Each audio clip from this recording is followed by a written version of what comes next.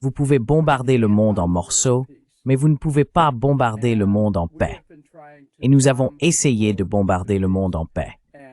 Cela fait partie intégrante du virus qui a infiltré notre corps politique, engendré par un complexe militaro-industriel qui génère d'énormes sommes d'argent. La fabrication et l'utilisation des instruments de guerre contre n'importe qui, ils se moquent de savoir contre qui nous les utilisons tant que nous les utilisons. Non seulement nous les utilisons, mais nous sommes également le plus grand exportateur d'armes au monde.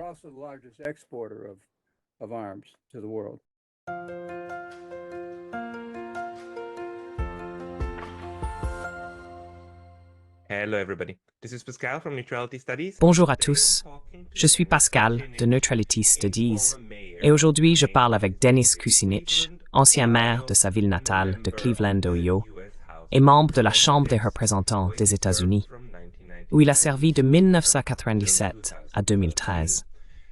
Monsieur Kucinich s'est également présenté à la présidence des États-Unis en 2004 et 2008 et a été l'une des rares voix constantes contre les guerres américaines, s'opposant à la guerre en Irak. Et plus tard, il s'est même rendu en Syrie avec l'ancienne députée Tulsi Gabbard pour comprendre de première main la situation du pays. Il a récemment écrit un article sur son Substack à propos de la tragédie fabriquée en Syrie, et c'est ce que nous voulons discuter aujourd'hui. Alors, Monsieur Kucinich, bienvenue.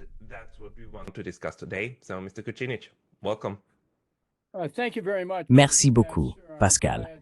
Je suis ravi de vous rejoindre pour votre série sur les études de la neutralité et j'attends avec impatience notre discussion. Merci. Eh bien, merci de prendre le temps un samedi après-midi. Nous parlons ici de mon 16 mars, votre 15 mars. Et nous avons vu se dérouler des choses horribles la semaine dernière en Syrie, avec le massacre de Alaouites et de chrétiens et d'autres confessions, les exécutions à bout portant.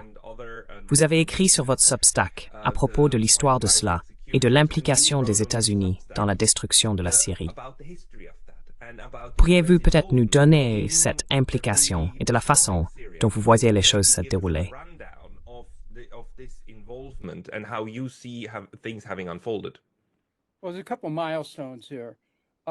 Eh bien, il y a quelques étapes importantes ici.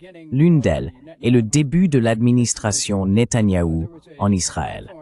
Il y avait une plateforme ostensiblement adoptée pour lui appelée Clean Break. Le Clean Break était un départ des gouvernements israéliens précédents qui travaillaient à créer la paix par un programme de terre contre paix. La stratégie Clean Break disait essentiellement que nous allions rompre avec tout cela et adopter une approche plus dure, qui a finalement muté en ce qui se passe aujourd'hui en Israël concernant Gaza et la Cisjordanie. Les États-Unis y entrent avec un certain nombre de personnes qui ont rédigé la stratégie Clean Break pour Israël en intégrant l'administration Bush, et elles occupaient des postes clés pour rédiger des politiques qui aideraient à la mise en œuvre d'une stratégie Clean Break.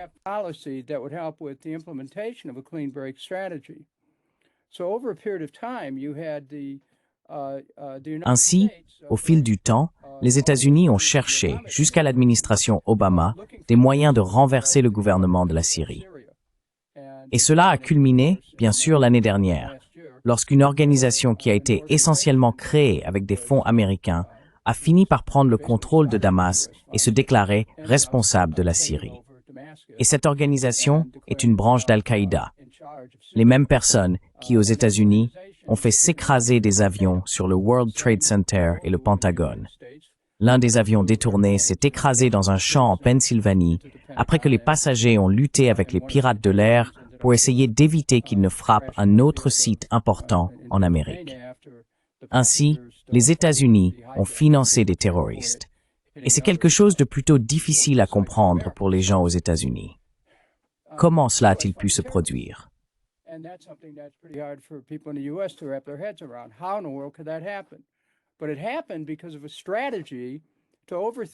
Mais cela s'est produit en raison d'une stratégie visant à renverser le gouvernement de la Syrie à tout prix.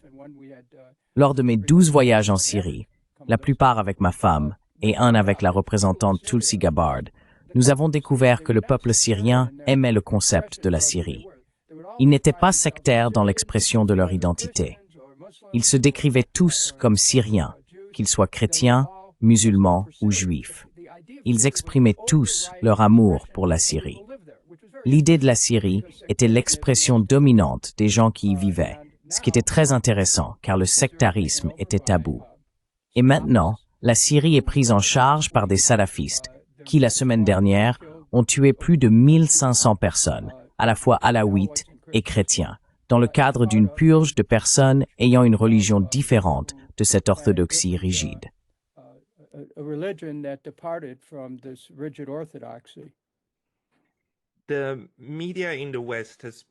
Les médias occidentaux ont joué un rôle assez important dans cette opération, visant à changer le gouvernement en Syrie de manière définitive et à déchirer le pays. Une grande partie du passé consistait à rappeler constamment à tout le monde que M. Assad avait utilisé des armes chimiques contre son propre peuple, une affirmation toujours démentie par le gouvernement Assad et rejetée. Nous devrions être très critiques, surtout avec ce rapport de l'OIAS. Mais maintenant, nous avons au moins 1500 personnes, probablement plus, exécutées, et c'est même documenté en vidéo. Les médias occidentaux rapportent cela comme une issue malheureuse des groupes de résistance contre le gouvernement actuel. Et les forces de sécurité mettent en œuvre des mesures de sécurité, ce qui entraîne en fait des personnes prises entre deux feux. Comment percevez-vous la façon dont cette tragédie a été rapportée au cours des 10-12 dernières années?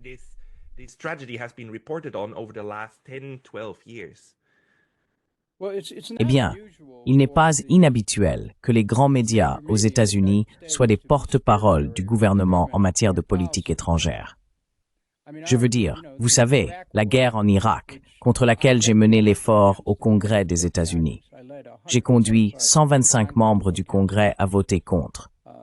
La guerre en Irak était fondée sur des mensonges totaux, mais les médias les répétaient sans cesse avec l'administration, servant de porte-parole ou de porte-lance pour l'administration.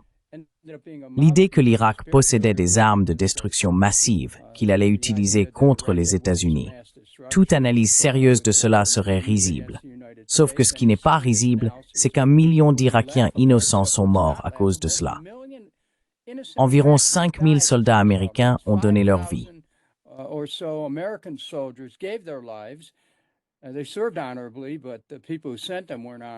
Ils ont servi honorablement, mais les personnes qui les ont envoyés n'étaient pas honorables.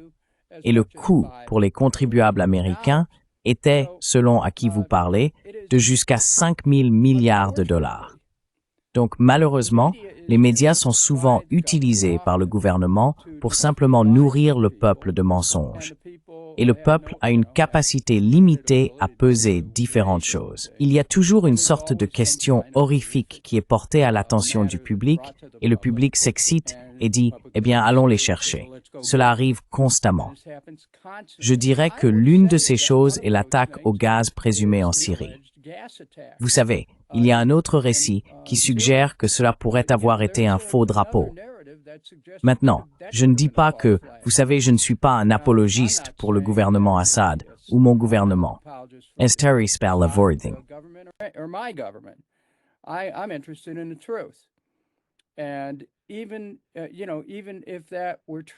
Et même, vous savez, même si c'était vrai, eh bien, il est également vrai que bien avant cela, nous payions des gens pour aller en Syrie afin de renverser le gouvernement.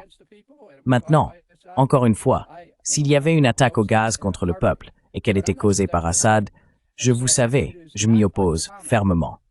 Mais je ne suis pas sûr que ce soit ce qui s'est passé. Et donc, il n'est pas rare que de faux prétextes soient créés pour entraîner un pays dans un conflit. Cela s'est produit pendant la Première Guerre mondiale avec le Lusitania. Cela s'est produit dans la guerre contre le Vietnam que la résolution du golfe du Tonkin a entraîné. Vous savez, il y a trop de... Cela s'est produit en Irak. Il y a trop d'exemples de pays entraînés dans des conflits basés sur des prévarications, des mensonges prémédités qui suscitent des sentiments émotionnels parmi les gens, et ensuite ils disent, eh bien, allez-y. feelings among people, and then they say, well, go get them. I don't subscribe to that approach towards governance. Je ne souscris pas à cette approche de la gouvernance. Je veux voir les faits. Je veux voir des preuves. Et quand je ne les ai pas vus en Irak, j'ai soulevé la question et j'ai donné le document à chaque membre du Congrès. Vous savez, nous approchons d'un anniversaire de l'Irak, l'anniversaire de l'attaque contre l'Irak en 2003. Et j'ai dit en 2002, il n'y a rien qui prouve que l'Irak ait quoi que ce soit à voir avec le 11 septembre, avec le rôle d'Al-Qaïda dans le 11 septembre, ou avec l'attaque à l'anthrax sur notre capitale.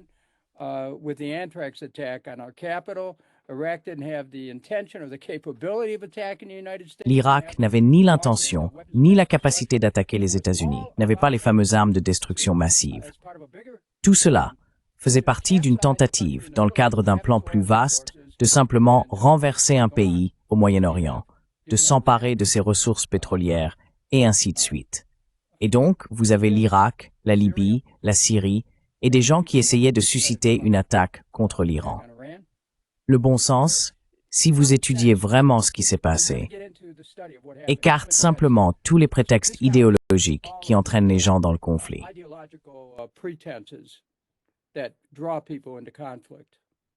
But, you know, one of the Mais, vous savez, pour une personne dans la rue, on s'attendrait à ce que, d'accord, il soit difficile pour nous d'évaluer ce qui se passe réellement dans la politique mondiale.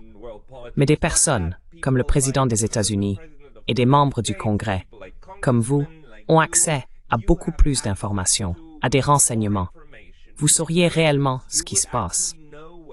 Pendant que vous étiez au Congrès, pouviez-vous faire confiance aux informations courantes et aux renseignements que vous receviez? Aviez-vous accès à plus d'informations? Ou les membres du Congrès dépendent-ils autant des médias généraux que nous, les petites gens? the general media as we little people do? The short answer is yes, that's right, they do. La réponse courte est oui, c'est exact, ils le font. Maintenant, dans le cas de l'administration Obama, le président Obama a émis une directive présidentielle qui a fait du changement de régime en Syrie la politique du gouvernement. Ensuite, une série d'événements ont eu lieu et des milliards de dollars ont été dépensés pour financer, former et équiper des rebelles qui renverseraient le régime d'Assad. Mais essentiellement, la CIA avait cette responsabilité et la CIA l'a dirigée. Lorsque le président Obama a décidé, vous savez peut-être que nous devons adopter une approche différente, il a envoyé John Kerry rencontrer le ministre des Affaires étrangères de la Russie, Sergei Lavrov. Ils ont conclu un accord pour arrêter les combats en Syrie, mais la CIA ne le voulait pas. Le lendemain de l'accord, il y a eu une attaque sur une caserne syrienne et 200 soldats ont été tués, ou 100 soldats ont été tués. Assas Karen.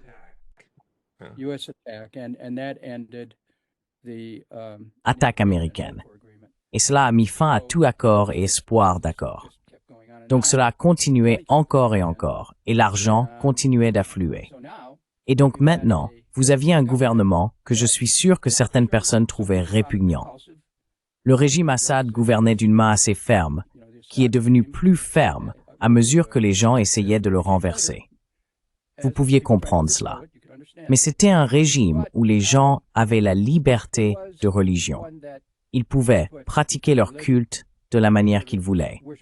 Et maintenant, c'est le chaos total.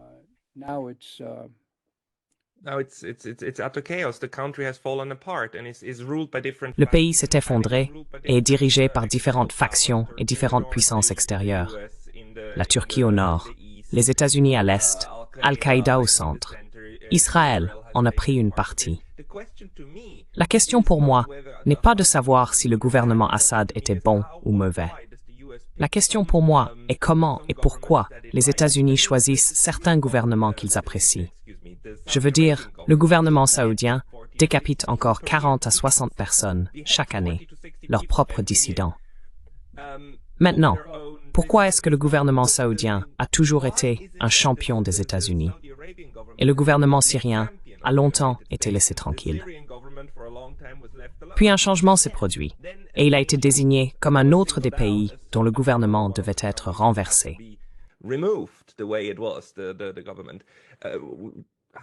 Do you have I think you have to go back to the clean break strategy, which was really Je pense qu'il faut revenir à la stratégie de rupture nette, qui consistait vraiment à soutenir et encourager Israël à élargir son empreinte dans la région. Je veux dire, en fin de compte, c'est exactement de cela qu'il s'agissait. Et les États-Unis, ayant Israël comme allié fort, étaient un partenaire pour faire avancer cet agenda. Maintenant, en ce qui concerne l'Arabie saoudite, il n'est pas surprenant que notre relation avec l'Arabie saoudite soit régie par une seule chose, et c'est le pétrole. Les demandes en énergie sont insatiables, et le rôle du pétrole dans notre monde est finalement primordial. Cela pourrait changer un jour, mais c'est là où nous en sommes actuellement. Et donc, les Saoudiens ont une grande réserve. L'Irak avait une grande réserve. La Syrie avait une réserve plus petite.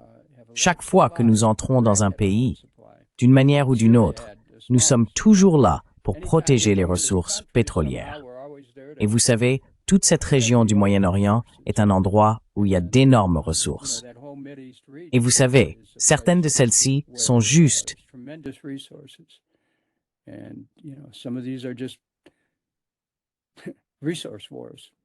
How do you explain to yourself that then Comment vous expliquez-vous qu'il y ait toujours besoin de plus d'intervention dans ce domaine? Parce que les États-Unis ne sont pas là depuis hier, n'est-ce pas? Ils y sont impliqués, je veux dire, essentiellement depuis la fin de la Seconde Guerre mondiale. Et surtout si vous regardez ce qui est arrivé à l'Iran, un changement de régime en 1953 qui a ensuite duré jusqu'aux années 70, et puis l'Iran est devenu un ennemi juré dans cette région, pour en fait toujours aucune bonne raison. in this region for actually still no good reason? I think you have to go back to again. Oui, je pense qu'il faut revenir à la stratégie de rupture nette, à l'intégration de plusieurs personnes dans l'administration Bush qui en étaient les auteurs, puis au mouvement précipité qui a créé cette alliance intensifiée entre le gouvernement des États-Unis et Israël. Je veux dire, l'une des premières auditions auxquelles j'ai assisté en tant que membre du comité de réforme ou de surveillance du gouvernement était lorsque Benjamin Netanyahu est apparu devant le comité. Je cite quelque chose que les gens peuvent trouver sur Internet. Il suffit de taper « Le député Kucinich interroge Benjamin Netanyahu » et vous verrez que je l'ai interrogé. Il était là pour témoigner et, je suppose, encourager les États-Unis à envahir l'Irak.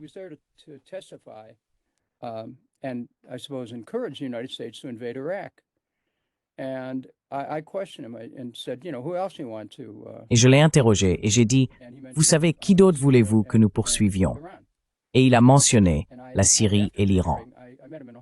Après l'audience, je l'ai rencontré dans le couloir et j'ai dit, « Vous savez, Monsieur Netanyahou, expliquez-moi quelque chose.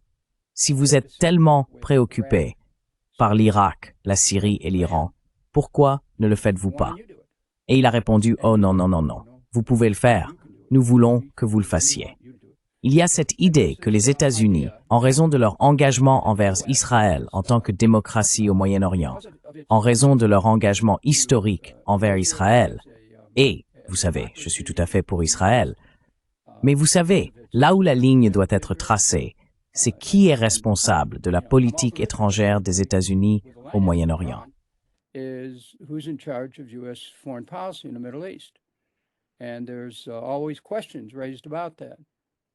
il y a toujours des questions soulevées à ce sujet. Et je pense que le moment même dans lequel nous nous trouvons actuellement est un moment chargé de potentiel pour une guerre supplémentaire au Moyen-Orient. Et je ne pense pas que le peuple américain ait vraiment le temps de comprendre à quel point ce moment est sérieux. Ces émois Kimi, où des chrétiens et des alaouites sont exécutés pour leurs croyances religieuses par des escadrons de la mort d'un nouveau gouvernement mis en place avec l'aide de l'argent des États-Unis. Vous savez, cela devrait donner matière à réflexion.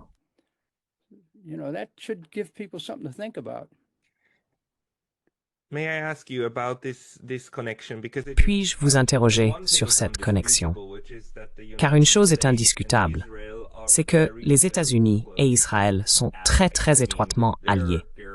Je veux dire, ils sont comme deux doigts de la main, comme certains pourraient le dire. Et il y a deux grandes interprétations sur ce qui se passe.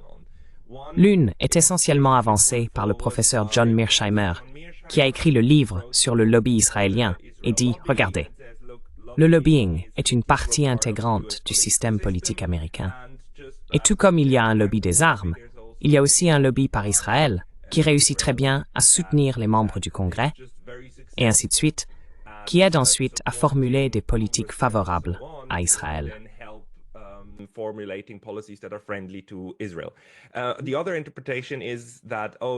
L'autre interprétation est que, oh non, en fait, ce sont les États-Unis qui profitent d'Israël et l'utilisent comme un porte-avions insubmersible au Moyen-Orient.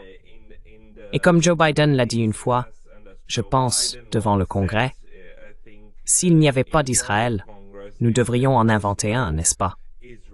Parce que c'est tellement bénéfique pour la politique étrangère des États-Unis. Laquelle des deux, ou quel genre de mélange de ces deux-là, pensez-vous se produit réellement? Ou est-ce quelque chose de complètement différent?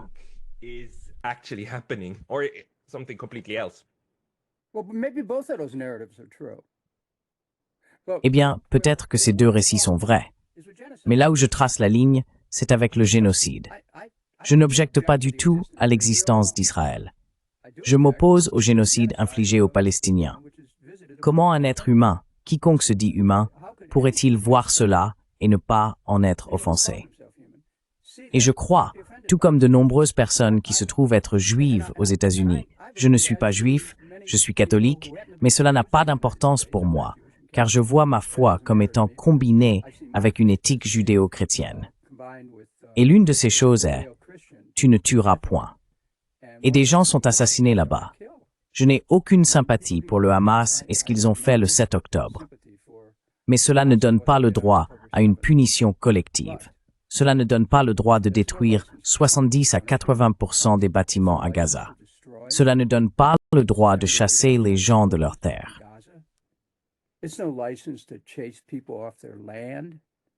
It's no license to kill. Ce n'est pas une licence pour tuer des hommes, des femmes et des enfants qui essayent simplement de vivre leur vie. Vous voyez, si nous ne remettons pas en question ce genre de comportement, qu'il soit commis par un ami ou un ennemi, nous devenons moins humains. Et je pense que lorsque c'est un ami, comme Israël est un ami des États-Unis, nous avons une plus grande responsabilité de dire « arrêtez » et de trouver un moyen d'apporter la paix dans la région. Pas la paix du cimetière, pas la paix qui vient de chasser tout le monde de la terre, mais qui vient de la science des relations humaines, en mettant de côté la cupidité, les désirs que les gens ont pour le contrôle total d'une terre. Vous savez, les États-Unis doivent jouer un rôle dans l'établissement de la paix au Moyen-Orient. Et cela viendra, je pense, avec des discussions très difficiles avec nos amis en Israël.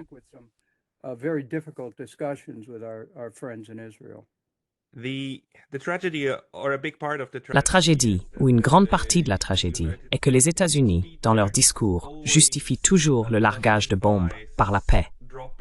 Je veux dire, nous devons apporter la paix, mais la paix viendra par les bombes, parce qu'il faut tuer les terroristes. Il faut se débarrasser du régime d'Assad. Il faut se débarrasser de... Donc tout le monde justifie la guerre par la paix. Donc la question pour moi est, qui au Congrès, qui aux États-Unis est prêt à dire non, nous apporterons la paix par des moyens pacifiques?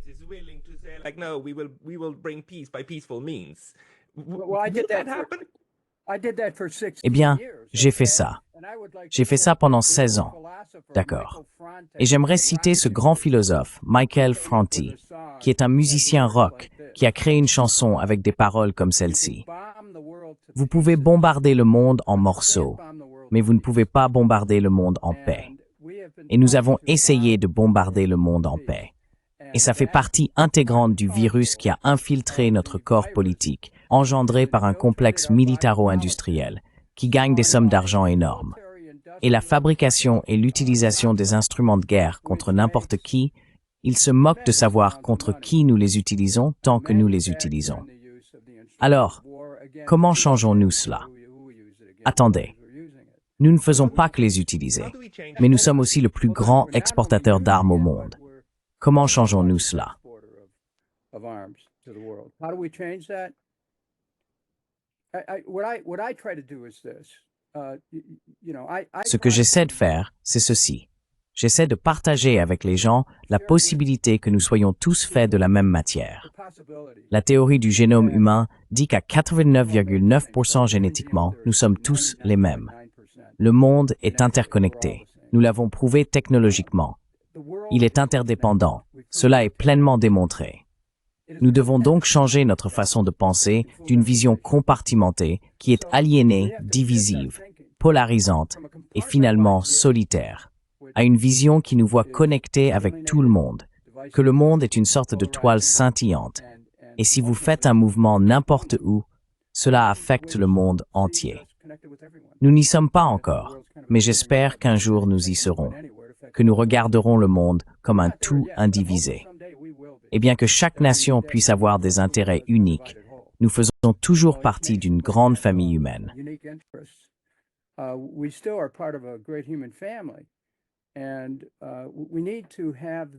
Et nous devons faire en sorte que cela devienne une partie de la conscience. Ce dont je parle, c'est d'un changement de conscience qui est nécessaire pour amener les gens à comprendre leurs points communs. Nous avons beaucoup plus en commun que de différences en tant qu'êtres humains. Lorsque la politique est utilisée pour diviser les gens ou pour justifier le meurtre de personnes, c'est là que je me suis éloigné de mes amis et collègues au Congrès et que j'ai pris position sans relâche pour l'unité humaine, que nous sommes tous un. Et si nous faisons cela, il est possible que nous arrivions un jour à un endroit où nous verrons la paix. Mais cela ne peut se produire que lorsque nous cessons d'évoquer des groupes extérieurs, lorsque nous commençons à voir un être humain comme un aspect de nous-mêmes et non comme un étranger.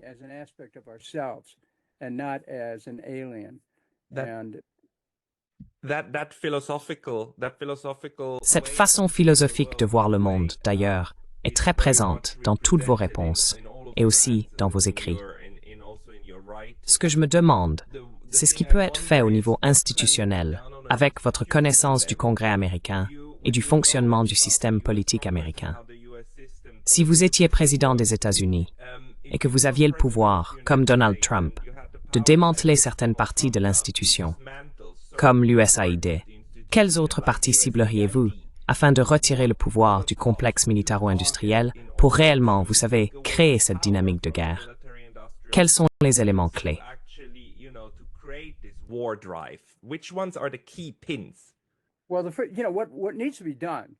Eh bien, vous savez, ce qui doit être fait, soit dit en passant, n'est pas dans un sens négatif. D'abord, vous créez le monde que vous voulez. Que voulez-vous? Vous voulez un monde plus paisible. Mon cher ami défunt Michio Kushi, qui est très célèbre aux États-Unis, et lui et sa femme Aveline étaient du Japon. Il a apporté une approche de l'alimentation qu'il a appelée un monde paisible.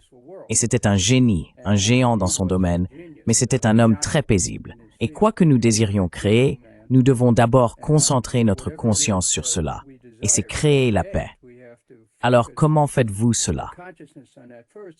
Ce que j'ai fait en tant que membre du Congrès, c'était de plaider pour la création d'un département de la paix. Non pas parce que l'Amérique a besoin d'une autre bureaucratie, mais parce qu'elle a besoin d'institutionnaliser le concept de paix.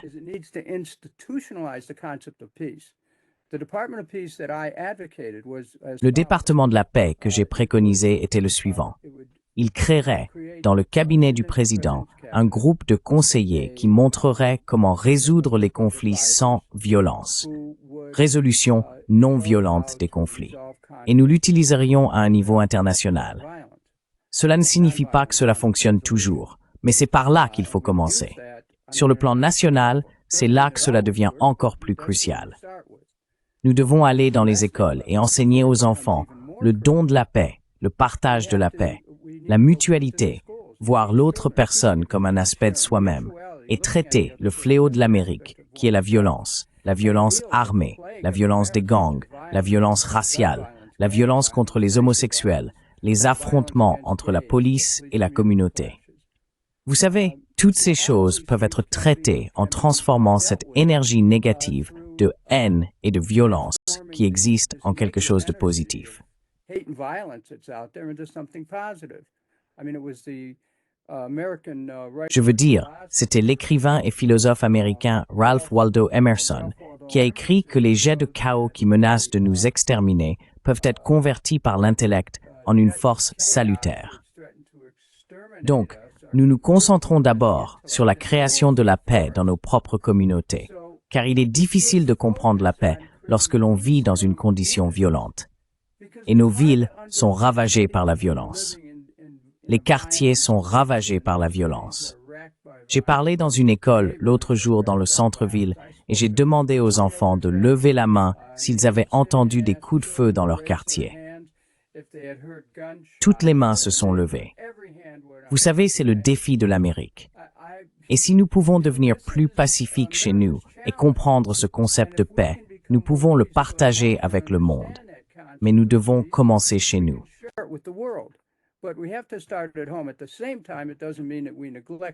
En même temps, cela ne signifie pas que nous négligeons ce qui se passe dans notre politique internationale. Nous devons passer de ce désir d'empire à être une nation parmi les nations. Travailler avec la communauté des nations. Travailler avec une structure de droit international, ce que nous n'avons pas fait. Nous devons essentiellement nous débarrasser des armes nucléaires. Convenir avec les nations possédant des armes nucléaires, d'abolir les armes nucléaires. Nous avons un traité sur les armes biologiques et devons le faire respecter. Un traité sur les armes chimiques, un traité sur les armes légères, une interdiction des mines antipersonnelles. Je veux dire, toutes ces choses qui pourraient avoir des structures existantes doivent être appliquées ou revitalisées. Alors cela peut-il être fait? Bien sûr, tous nos défis sont créés par des êtres humains. Nous pouvons créer un nouveau monde avec notre vision, notre intellect, notre espoir, nos cœurs.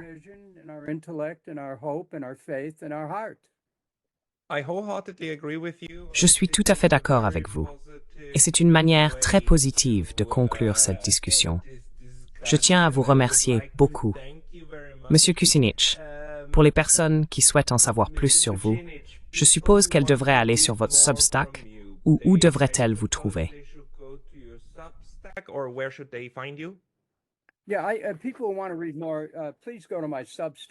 Oui, si les gens veulent en savoir plus, veuillez consulter mon article sur Substack.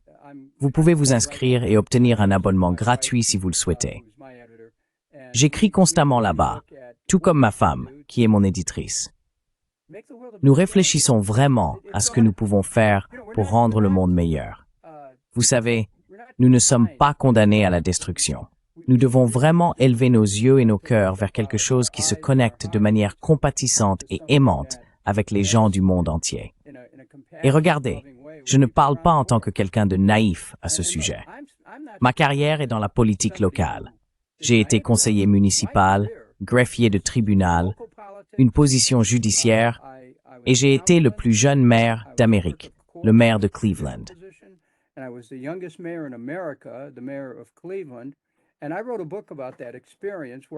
Et j'ai écrit un livre sur cette expérience où j'ai affronté la mafia, les banques et le monopole des services publics afin de sauver un petit système électrique municipal pour les habitants de Cleveland et maintenir les tarifs des services publics bas. Ce livre, d'ailleurs, pour ceux d'entre vous qui seraient intéressés, s'appelle The Division of Light and Power et vous pouvez le trouver en ligne. J'étais un jeune maire qui a mené une bataille qui n'avait jamais été menée auparavant au niveau municipal dans l'histoire américaine. Je m'attends à ce qu'il soit adapté en série télévisée, maintenant que c'est si loin dans le passé. Mais je peux vous dire que je suis pragmatique. Mon approche est basée sur le bon sens. Je ne suis en aucun cas un théoricien.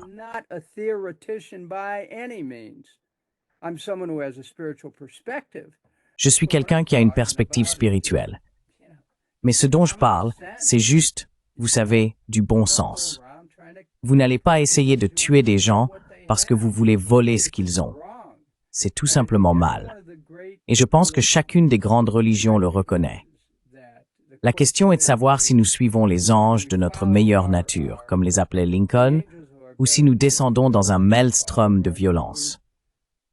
Et je préfère penser que les êtres humains sont capables d'évoluer, que nous pouvons être plus que ce que nous sommes et meilleurs que ce que nous sommes. Et je suis assez confiant que tant qu'il y en a parmi nous qui continuent à tendre la main et à dire que c'est possible, je pense que nous pouvons peut-être en faire une prophétie autoréalisatrice. Maybe we can make it a self-fulfilling prophecy. And we came far. We came Et nous sommes arrivés à une planète de 8 milliards d'habitants. Nous n'avons jamais été aussi nombreux.